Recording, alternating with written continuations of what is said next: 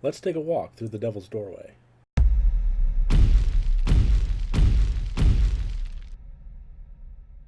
Welcome to Rotted, review of the day, where we review horror movies on their own merits. Today we're going to be taking a look at the 2018 Aislinn Clarke movie, The Devil's Doorway. Now this review is spoiler free. We're going to be having a separate video later, which is a deep dive discussion, and that will be spoilers abound. But if you haven't seen the movie yet, you're wondering whether or not you should, if it might interest you, this video is safe.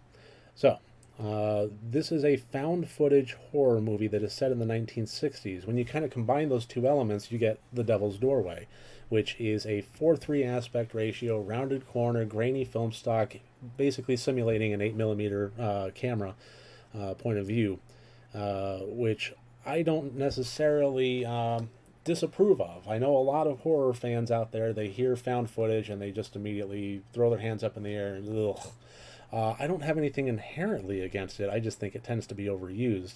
I went into this movie knowing nothing about it, so when the first frame came up and it looked like the opening sequence of the Wonder Years, I was a little taken aback. I didn't quite know what to think about it. My first thought was, oh, found footage. But maybe it worked, maybe it did, and we'll see if it did during this review. So, as with all of our reviews, we're going to be breaking them down into 5 categories, each category worth up to 20 points for a combined total possible score of 100 points. So let's go ahead and get into those categories in the review now. The first point is the plot or subtext. Subtext is something that horror films don't always have to have, but they are exceptionally good at having. I didn't really find a whole lot of it in this movie. This was a fairly straightforward, what you see is what you get kind of movie. The plot is taking place in one of the Magdalene laundries, which historically was a place where the Catholic Church would send young women with mental stability issues, children born out of wedlock, situations like that, and put them in these laundries to live and to work and get them out of the public eye, get them atoning for their sins. Historically, a fairly big black eye on the Catholic Church as well as humanity itself. There were deplorable living conditions, children separated from their mothers. It was just a real tragedy.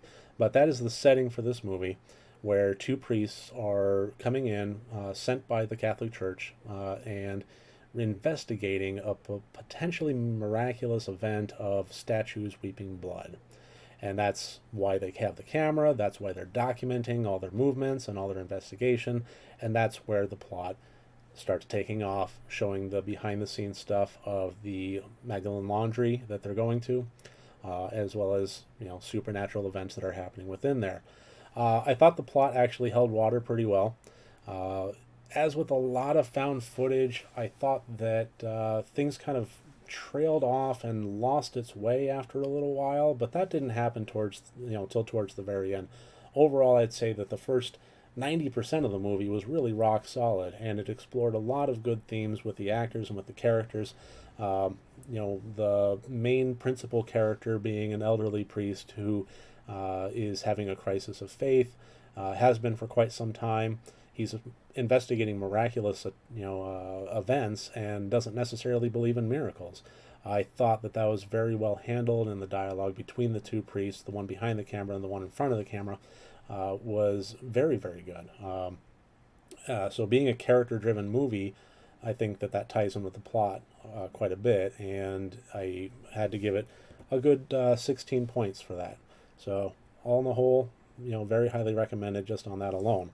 But moving on, the intent. This is a category in where I give all horror movies a fair shake, even if they're the schlockiest of the schlock B movie stuffs out there. If that's what they're going for, then I'm going to judge them based on that. And so this is where Killer Clowns from Outer Space might actually get a good score.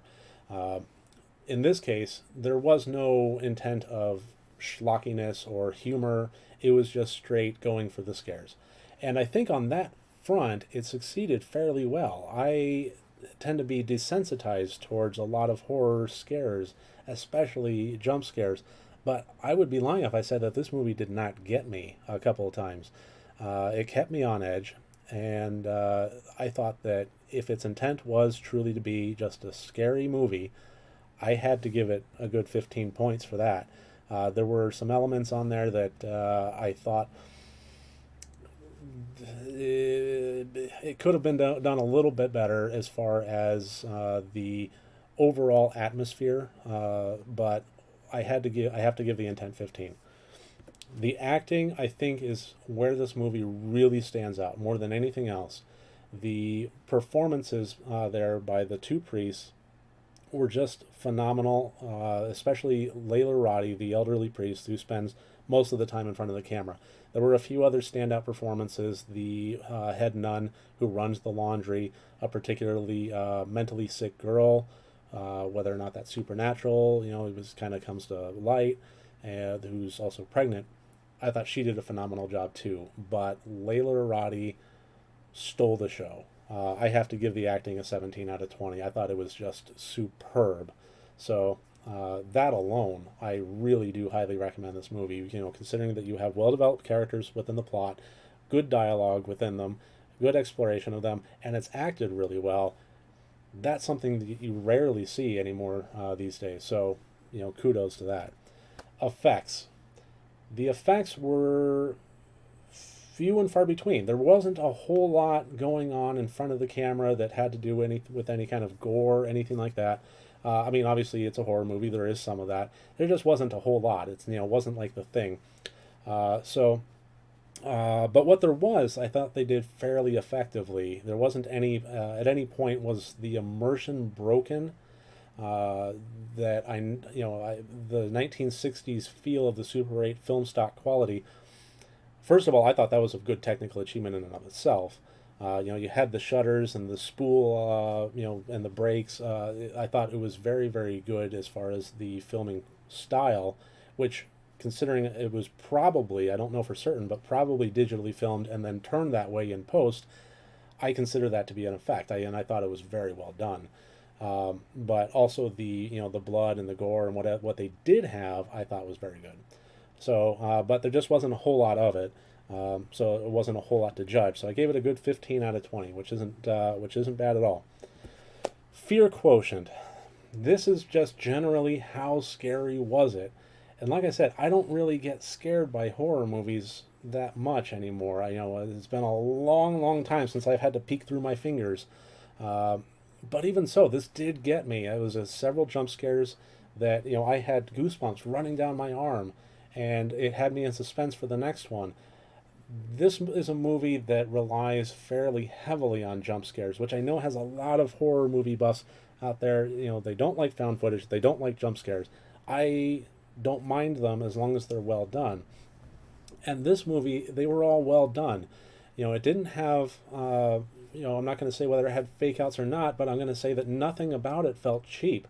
When you have the type of jump scares where it's an obnoxiously loud sound out of nowhere and it's somebody's kid brother popping out from behind the couch, that's cheap. It doesn't feel right. And when they get the timing wrong, it's terrible. And when they have 50,000 fake outs, it's just.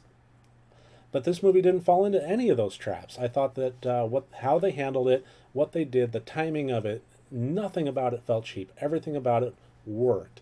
So I have to give it some pretty high marks for that. 16 out of 20 for the fear quotient. The only reason I didn't give it any higher than that was because it really didn't stick with me.